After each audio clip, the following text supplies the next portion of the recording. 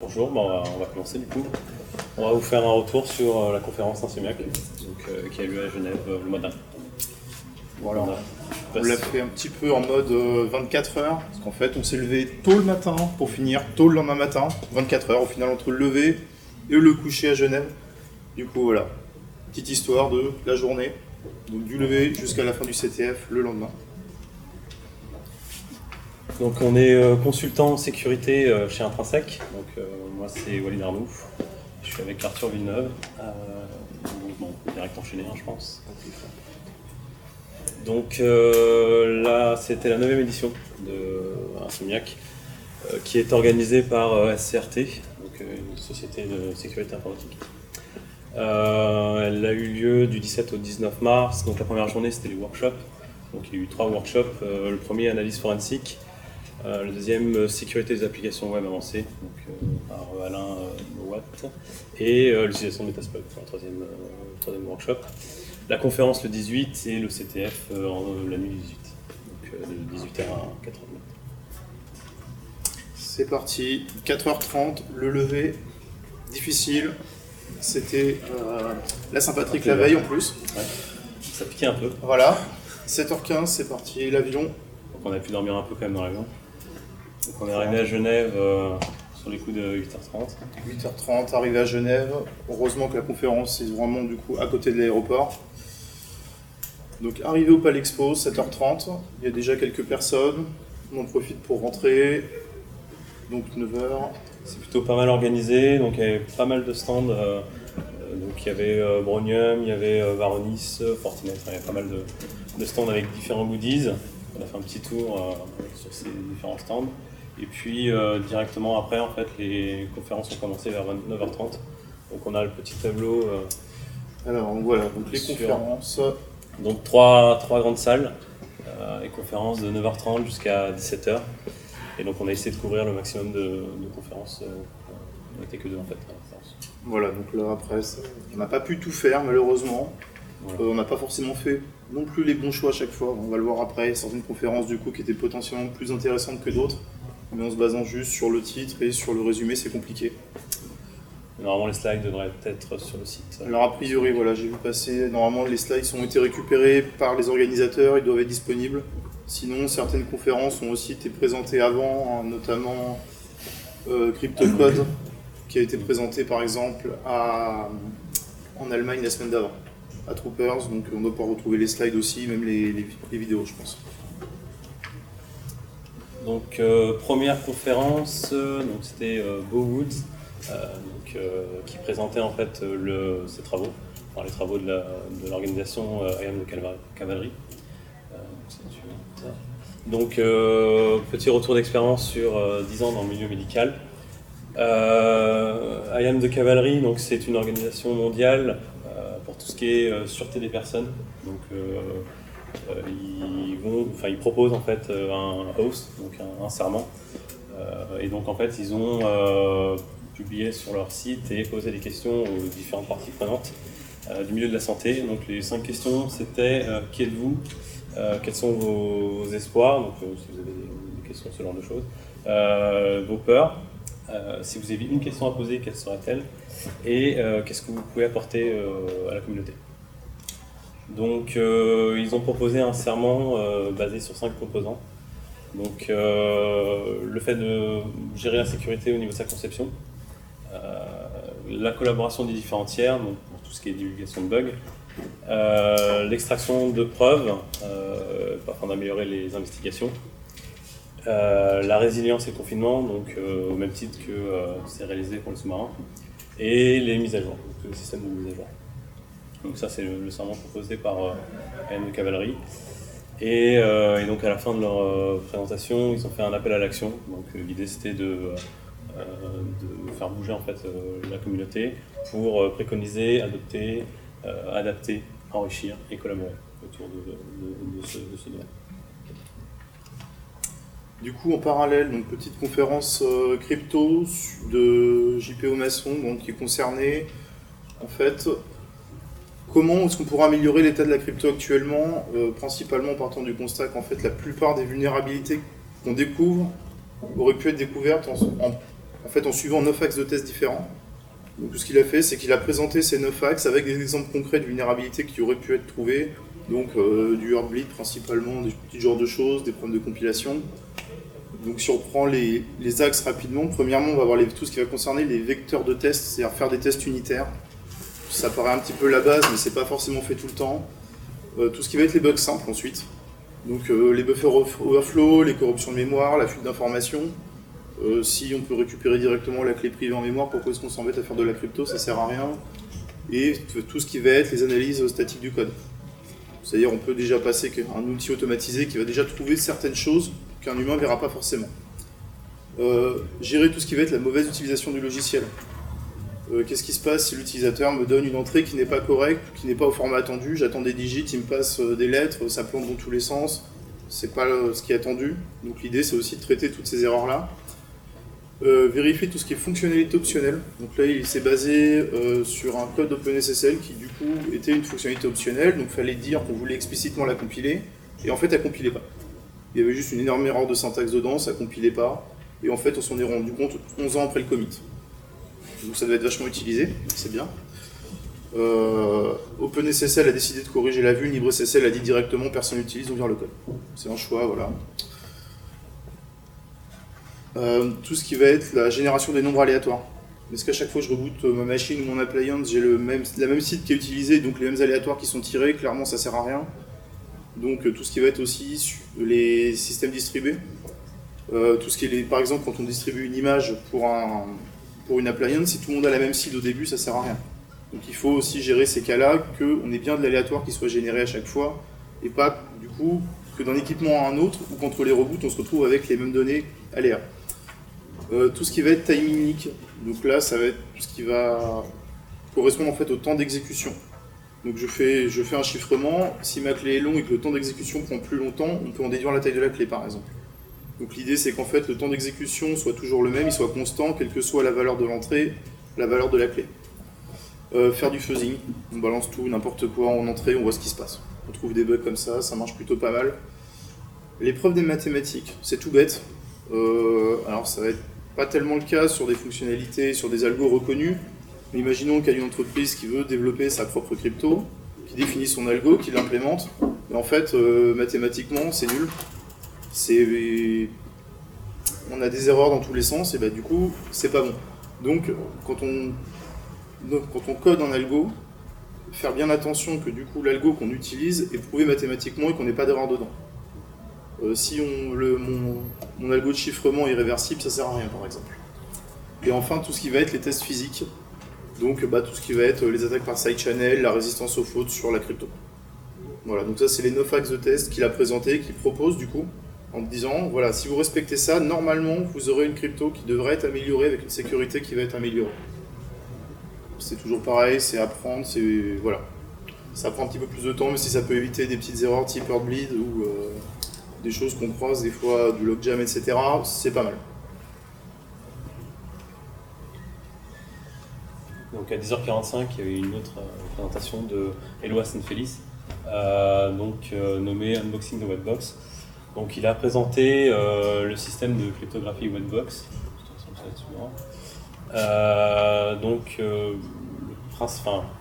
Le but principal en fait, du Whitebox, de la cryptographie Whitebox, c'est de protéger contre l'extraction de clés.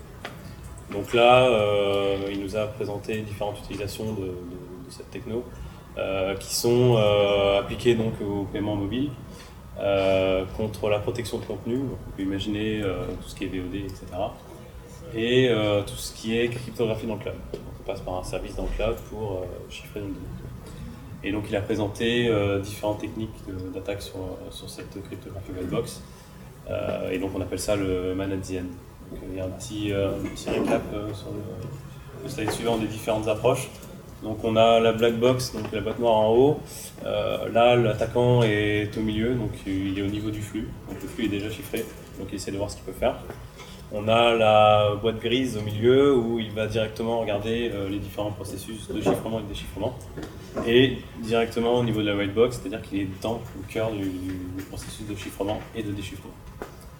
Donc ensuite, il nous a montré différentes attaques. Donc il y avait le Differential Fault Analysis, DFA, et le Side Channel Analysis, SCA.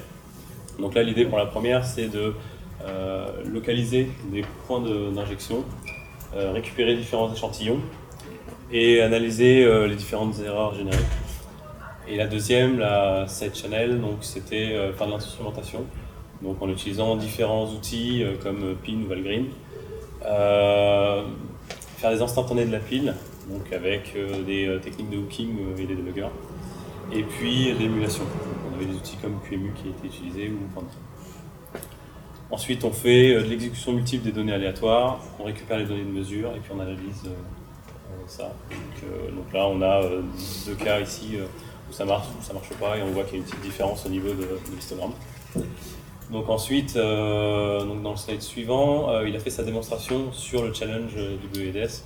Donc si vous voulez tester, vous pouvez aller sur cette URL. Donc c'est whiteboxcrypto.com. Et donc le but de ce challenge, en fait, c'est de récupérer la clé de chiffrement DES cachée. Donc elle est affichée ici si vous voulez comparer. Et donc dans le slide suivant, donc il montre qu'avec les deux techniques d'attaque, il arrive à récupérer donc la clé. Donc là on a 30-32, donc c'est la première, et pareil sur la deuxième attaque. Et donc il a conclu en fait sa présentation en montrant la faiblesse de la cryptographie Whitebox. Comme quoi les attaques de type side channel étaient très efficaces contre cette crypto, mais qu'elle demandait des connaissances assez pointues en rétro-ingénierie. Donc c'est pas ouvert à tout le monde. Et donc les recommandations sont d'améliorer les protections contre la rétro-ingénierie justement, et de renforcer les mécanismes de protection contre l'extraction de clés. Comment? Donc en prévenant les dépendances statiques entre les clés et les intermédiaires, donc au niveau du code et puis les intermédiaires qui utilisent ces clés, et faire une vérification double au niveau de l'encodage des données. Alors la conférence suivante sur le papier était relativement intéressante en fait. C'était donc Massimiliano Falcinelli qui présentait, en fait lui il est directeur de la sécurité à l'Agence internationale de l'énergie atomique. Donc sur le papier on peut dire peut-être des petites choses intéressantes à voir. Malheureusement j'ai l'impression qu'il était un petit peu tenu poings et mains liés parce qu'il ne veut pas divulguer d'informations. Donc il a commencé par rapidement présenter un petit peu l'IAEA. Donc voilà, c'est rattaché aux Nations Unies. Donc déjà ça donne un petit peu le contexte, on est sur une grosse organisation internationale. Ils sont du coup en charge de tout ce qui est relatif à l'énergie atomique, donc aussi bien tout ce qui va être les centrales nucléaires, l'arme nucléaire, mais aussi tout ce qui peut aussi toucher à l'utilisation d'énergie atomique dans la médecine. Alors, du coup, juste un petit peu le contexte, en fait, c'est que, comme c'est une organisation internationale, on a des personnes d'une centaine de nationalités différentes. C'est-à-dire que lui, son objectif, c'est d'essayer de sécuriser tout ça. C'est compliqué, clairement, parce que du coup, avec des gens, qui dit des gens qui viennent de partout, ça veut aussi dire des gens qui se promènent partout sur Internet. S'il y en a ici qui ont essayé de mettre en place des proxys filtrants sur, on va dire, la langue française, ça passe. Si vous devez faire la même chose sur 100 pays différents, sur des personnes qui parlent toutes les langues, c'est vite le bazar. Donc clairement, pour lui, il y a des problèmes de sécurité à ce niveau-là, il n'arrive pas à filtrer tout ça. Il y a aussi tout ce qui va être les échanges entre des zones sécurisées et moins sécurisées. Parce que tant que ça reste en interne à l'IAEA, ça va, mais il faut aussi qu'il soit capable d'échanger avec des ambassades, avec des gouvernements, etc. Donc il arrive à sécuriser tous les échanges.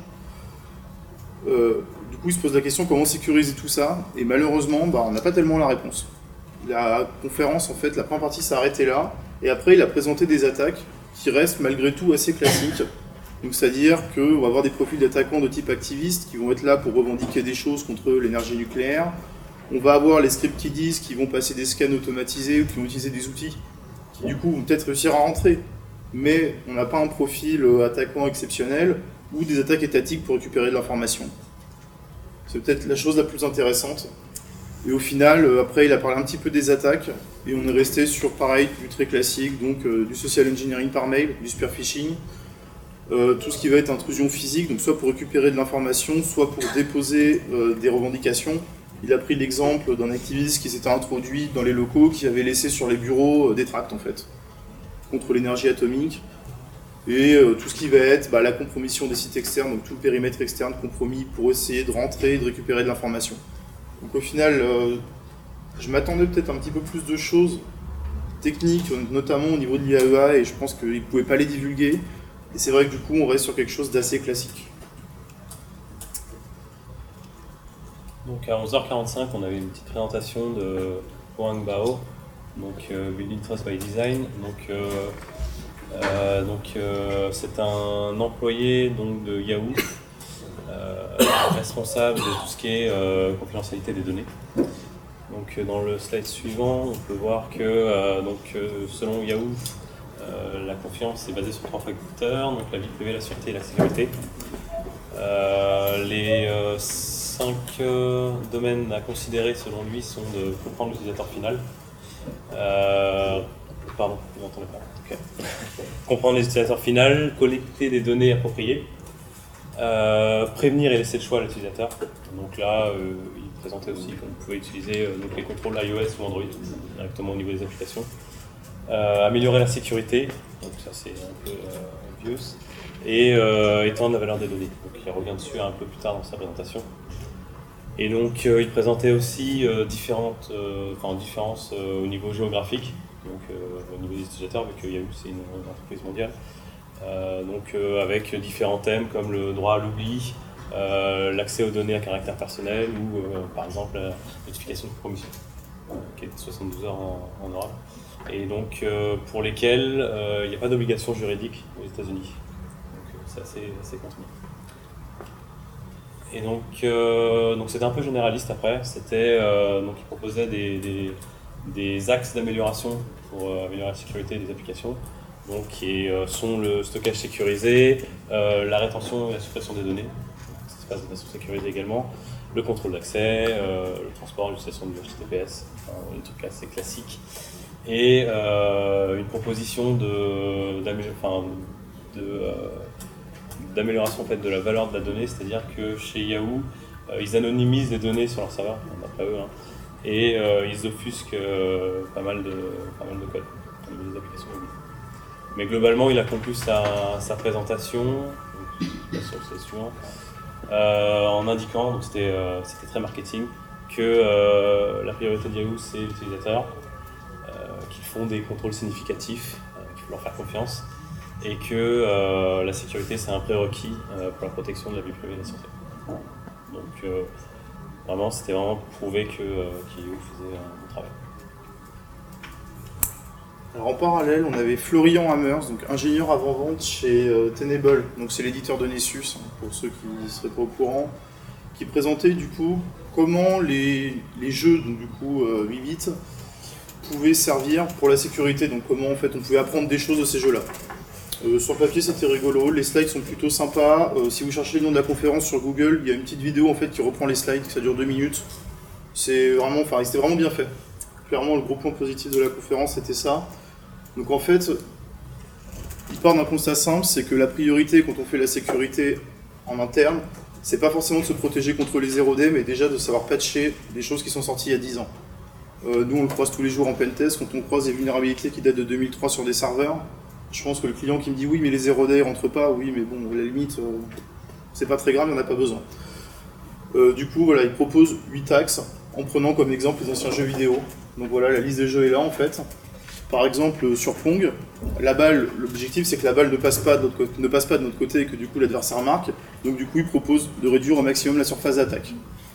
Dans Tetris, pour gagner, on met plus de points si on détruit 4 lignes d'un coup. Donc on essaye de faire une construction solide pour ensuite placer notre barre. L'objectif là, ça va être de construire du coup un SI sur des bases solides et de le connaître. Sur astéroïdes, donc l'ennemi arrive de tous les côtés, l'objectif c'est de détruire tous les astéroïdes qui approchent. Du coup, ça serait bien si on pouvait aussi avoir sur notre SI une vue à 360 de ce qui se passe partout autour. Dans Sonic, il faut réagir rapidement pour attraper les pièces, éviter les obstacles. Du coup, lui, il propose d'être réactif et d'être agile face au changement. Dans Pac-Man, quel est l'objectif de Pac-Man au final? Est-ce que c'est de récupérer les gommes ou est-ce que c'est de récupérer les cerises pour aller attraper les fantômes? Il faut faire un choix. Est-ce que finalement récupérer les cerises et tuer les fantômes, c'est un besoin ou une envie? Ça doit être la même chose en fait quand on construit un système. Est-ce qu'on veut un produit par envie ou est-ce que c'est un besoin? Et donc du coup, éviter d'introduire des éléments qui ne sont pas forcément nécessaires, mais de restreindre au maximum et uniquement à nos besoins. Dans Space Invader, la technique, c'est de connaître le chemin d'attaque des ennemis. Le parcours est connu, c'est toujours le même. Là, c'est pareil, faire de la veille, faire de l'analyse et connaître les chemins d'attaque potentiels du coup des attaquants. Dans Mario, Peach elle est vulnérable à chaque début d'épisode de Mario, elle se fait enlever. Là, ça va être pareil, nos utilisateurs, c'est un petit peu comme Peach, ils sont vulnérables, il faut les protéger. La faute vient pas tout le temps d'eux, donc du coup, c'est aussi notre rôle de les protéger. Et enfin, Super Mario, donc on a les Goombas qui sont lents et pourtant, ils nous tuent régulièrement. Au final, les malwares, il y en a quand même pas mal qui sont connus, mais ils sont toujours aussi efficaces, et principalement parce qu'on a des bases de signatures qui ne sont pas forcément mises à jour. Globalement, quand on connaît un petit peu le produit Nessus, et ce que propose Tenable, c'était une proposition commerciale, ça a clairement été affiché à la fin. Mais ça reste intéressant, c'est pas forcément technique, mais c'est bien, ça permet aussi de rappeler où sont les priorités quand on fait de la sécurité, et pas forcément focaliser, comme il disait, sur les 0-day. Il va y avoir des boîtes qui nous protègent de tout, et au final, on oublie presque les basiques à l'intérieur. Donc 12h30, l'heure du déjeuner, qui était sponsorisée par, je sais plus, c'était Fortinet, si je dis pas de bêtises. Donc le repas, voilà, offert. C'était vraiment sympa, il y avait plusieurs stands, ils ont fait ça bien. Normalement, si vous avez l'occasion d'y aller, je vous conseille. Donc à 14h. Présentation de Axel Abril. Donc elle avait déjà fait pas mal de conférences sur les objets connectés. Là, elle présentait son approche qui est de commencer par le reverse des applications mobiles afin d'attaquer en fait les objets connectés et d'en comprendre le fonctionnement. Donc elle a indiqué pourquoi elle s'intéressait aux objets connectés. Ça rassemble différents matériels, donc différentes solutions, différents systèmes d'exploitation. On peut avoir du Windows, du Linux, du Contiki, on a pas mal d'OS qui sont utilisés et différents formats de fichiers. Et donc elle a aussi dit elle a avoué que c'était assez fun en fait de mettre une Recon Jet pour faire les tests. Donc c'était assez sympa. Et elle a testé 3 produits, donc à gauche la Recon Jet, la brosse à dents BIM, Toothbrush, et le système d'alarme Mégane. Dans sa démonstration, elle avait que l'objet Recon Jet. Pour les autres, elle avait juste l'application reverse. Donc selon elle, en fait, si on commence par la rétro-ingénierie des applications mobiles, c'est plus rapide. On a une meilleure visibilité globale en fait, de l'ensemble du système. Et dans ses recherches, donc on était un peu déçus sur la présentation, il n'y avait pas énormément de choses, mais une des grosses vulnérabilités selon elle qu'elle a trouvée, c'est que il y avait une archive en fait, présente pour la Recon Jet qui stockait des événements asynchronisés sur leur serveur. Et donc cette archive était protégée par un mot de passe. Le mot de passe était en dur dans l'application mobile. Voilà. Donc ils ont proposé, ils ont poussé la vulnérabilité à l'éditeur, et la correction de l'éditeur c'était de supprimer le mot de passe, donc l'archive sans mot de passe. Voilà. Pour le système de sécurité, d'alarme et de sécurité, Mégane, elle a juste montré qu'en fait l'application utilisait le système du téléphone pour envoyer des SMS, et que les SMS apparaissaient dans la boîte d'envoi. C'est pas vraiment une vulnérabilité, mais elle l'a quand même présentée comme telle. Donc on était un peu déçus sur le côté technique de la présentation. Alors la conférence suivante, initialement celle-ci n'était pas prévue, les ransomware sur les objets, sur l'Internet des objets. En fait, ça a remplacé au pied levé une conférence sur 4G. La sécurité 4G. Bon. Donc du coup, Candid West a ressorti des slides un petit peu au dernier moment pour présenter, donc c'est un petit peu rapide. Mais au final, il a présenté un petit peu différents types de ransomware, par exemple, quelle est la motivation, différents aspects, donc la motivation lucrative, donc tout ce qui va être faire cliquer les utilisateurs sur des pubs, tout ce qui va être les ransomware pour essayer du coup, en échange, vous me payez, puis en échange, je vous redonne la clé, et tout ce qui va être après, les infections sur les autres appareils, notamment sur les objets connectés, on sait que ça peut être très simple après de se propager. Il a proposé plusieurs scénarios d'attaque, donc par exemple, bloquer l'appareil. Donc, imaginons que vous avez votre voiture, vous en avez besoin en urgence, et non, il y a un cryptolocker sur la voiture, vous êtes bloqué. Vous allez sortir la carte, vous allez payer tout de suite. Chiffrer l'appareil, pareil, vous allumez la télé, vous rentrez chez vous le soir, vous démarrez la télé, et il y a un petit message qui apparaît qui va vous dire « Ah non, Bah non, vous n'avez pas le droit de regarder la télé, ou il faut payer pour déchiffrer. Bon, pas super sympa. Je suis pas sûr que le constructeur puisse faire grand chose pour vous. Et un petit peu d'ingénierie sociale, est-ce qu'on peut pas essayer en faisant ça de récupérer des informations? Je sais pas, je prends le contrôle de la télé, il y a une caméra sur la télé, je peux regarder ce qui se passe, ce genre de choses. Donc sa recommandation, sécuriser les objets connectés by design, bon, c'est facile, hein. C'est facile à dire comme ça. Analyser le trafic réseau pour essayer d'attraper tout ce qui pourrait être du trafic illégitime. Ne pas connecter les objets connectés à Internet, c'est un petit peu bizarre dit comme ça comme recommandation, mais bon, on va peut-être faire un réseau local des objets connectés, je ne sais pas ce qu'il voulait dire par là exactement. Utiliser de l'authentification forte, ne pas permettre à n'importe qui de se connecter, et le dernier point qui pour le coup pose peut-être le plus de questions, c'est l'ajout d'un support de debug, c'est-à-dire un port JTAG en fait pour pouvoir faire du debug. Voilà, le port JTAG on peut aussi très bien se servir pour reverser l'application et trouver d'autres bugs. Donc lui, il partait plus du principe en fait qu'à l'aide du port JTAG, on pouvait soit récupérer les informations, supprimer le malware ou essayer de reverser le code. Mais je suis pas convaincu que l'idée du port JTAG soit la meilleure, hein, clairement. Donc c'est la dernière conférence de la journée. Donc c'est pas vraiment une conférence qu'on peut résumer. C'est plus une présentation qui se vit. Donc c'était Bruno Kerouatin, qui a trollé en fait. Qui a trollé tout le long en fait. Donc là l'idée il partait du constat que il avait, vu qu'il est CISO, il était parti comme un attaqueur lambda, où il voulait apprendre les techniques de hacking, de test et autres, pour on montre les slides suivants, ça sera plus simple. En gros, il est revenu sur le film Black Hat, Hacker. La version canadienne, je vous la conseille, apparemment elle est vraiment très fun. Elle est ANSI compliant, forcément. Donc il y a pas mal de jeux de mots dans cette version, et donc il a montré différentes vidéos. Et donc des techniques de social engineering avec la technique on arrive dans les locaux d'une entreprise avec un CV avec du café dessus et on demande à l'accueil de réimprimer un CV. Donc il connecte une clé USB, il récupère un accès distant. L'analyse de code compilé, donc je ne sais pas si vous avez vu Black Hat, il récupère directement une string dans un code compilé, donc ça c'est fun. Ensuite, il nous a montré comment accepter les risques. Donc si vous voulez regarder, c'est assez marrant, en fait il y a une vidéo sur YouTube où une personne accepte le risque en boucle, donc ça c'est fun.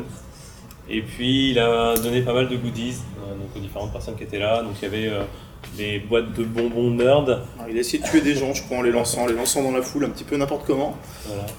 Et voilà, donc il avait tout plein de choses dans son sac, je sais même pas comment il a fait pour tout rentrer, il doit avoir un sac sans fond. Et au final, pour donner une idée, il est arrivé en fait sur scène avec l'ensemble de l'attroupement de la NASA, avec le sac à dos, la petite veste, la petite casquette, les lunettes, et ça a commencé le troll. Voilà, c'était ça non-stop. Il a juste présenté 3 bouquins qui peut-être valent le coup. Donc là vous avez les différents liens, et puis je sais pas si t'as dit après, et puis voilà, donc 3 bouquins. Donc voilà, pour clôturer en fait la journée de conférence, qui du coup a enchaîné une petite heure de pause avant d'enchaîner sur le CTF. Voilà. Donc du coup, quitte à être sur place, nous on a fait le CTF, mais avant c'est l'apéro sponsorisé par Fortinet, c'est important. Donc ils ont des bières Fortinet, ça c'est assez fun. Je sais pas si elles étaient bonnes ou pas du coup. Ça va, ça se buvait. Voilà. Donc le CTF, à l'origine Insomniac ça reste quand même un challenge. À la base c'était uniquement un challenge qui ensuite les conférences ont dû se greffer dessus. Plus de 200 participants cette année, ça fait pas mal de personnes mine de rien qui sont présentes. 10 heures de challenge, donc jusqu'à 4 heures du matin. Quelques équipes VIP, donc il y a eu un teaser début janvier pour qualifier des équipes. Globalement, on retrouve les équipes qui participent régulièrement, qui se retrouvent toujours en top de classement, et donc avec des équipes qui étaient limitées à 8 personnes. Les gains, plutôt sympa, 4 kg d'argent à partager entre les 3 premières équipes, donc 8 fois 250 grammes pour les premiers, 8 fois 150, le petit typo c'est 155 pour les deuxièmes, et 8 fois 100 grammes, donc sous forme de lingots et de pièces. Les catégories relativement classiques pour le CTF, hein, un petit peu de crypto, du hardware, ça sort un petit peu de l'ordinaire, un petit peu d'exploit, du network, du reverse, un petit peu de web. Et à la fin, c'est Dragon Sector qui gagne pour la 4e année de suite. Petit truc rigolo, c'est qu'en fait, leur lingot, ils savaient pas quoi en faire à la sortie. Voilà. Ils étaient dans les bras, ils les regardaient, et bon. Voilà, donc le classement final, très grosse avance Dragon Sector sur la fin, clairement. Voilà, c'est parti en tête, avec 160 000 points. Ils étaient motivés. Voilà, s'il y en a qui veulent regarder, que ça intéresse un petit peu, il y avait quelques challenges intéressants, les write-ups sont disponibles. S'il y a des gens un petit peu techniques que ça intéresse. Voilà. Voilà pour le retour. Je ne sais pas si vous avez des questions. Je pense que sur le site internet d'Insomniac, il y a des différentes slides, si vous voulez regarder les différentes conférences qu'on a présentées.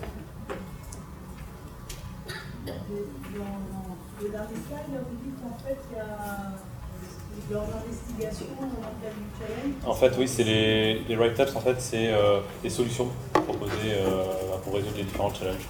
Je ne sais pas si tu remets le précédent. En fait, il y a un GitHub qui s'appelle, c'est GitHub CTF, et vous avez depuis 2013 toutes les solutions des différents CTF qui existent. Voilà, par exemple, sur les challenges forensiques, on a les réponses en fait qui donnent toute la démarche à suivre pour récupérer l'information qui a été demandée. Un exemple. Donc, ça peut être sympa pour voilà, de résolution. Voilà, on a le challenge et la résolution généralement. Donc c'est assez sympa pour apprendre des choses. Autre question? Ouais. À l'exception du CTF, sur les taux, j'ai l'impression que votre retour est assez mitigé. Bah, au final, en fait, ouais, c'est vrai qu'on m'attendait à quelque chose d'un petit peu plus technique. Moi aussi, ouais. Et est-ce que cette année, finalement, c'était différent? Moi, j'y suis pas allé l'an dernier, en fait. Globalement, c'était pas mal de placements de produits, j'avais l'impression. Alors, pas forcément Et, déplacement, mais... montrer, on restait sur quelque chose de très haut niveau. Clairement, nous, à la base, on fait beaucoup de technique. Et c'est vrai que des conférences sur du très haut niveau comme ça, bon, c'est pas forcément ce qu'on recherche quand on va en conférence. Comparé Notamment au CTF, il y avait vraiment un gouffre entre les deux. Quoi. Le CTF très technique, un des plus durs qu'on peut faire, et les conférences un peu haut niveau. Après, malgré tout, même si on n'apprend pas des choses, il y a quelques conférences qui sont intéressantes, notamment la première conférence sur la crypto est intéressante. La conférence de Tenables, même si c'était un placement de produit, elle était aussi intéressante. Ça rappelle les petites choses, voilà, ne pas perdre de vue les objectifs quand on fait de la sécurité et pas partir et faire n'importe quoi. Mais c'est vrai que voilà, si on prend une conférence Axel Abril, bon, du reverse d'APK sur Android, pour ceux qui en ont fait, ça prend vraiment pas longtemps à faire. Et passer presque 1 heure à présenter ça, bon, ça peut être un petit peu décevant à la sortie.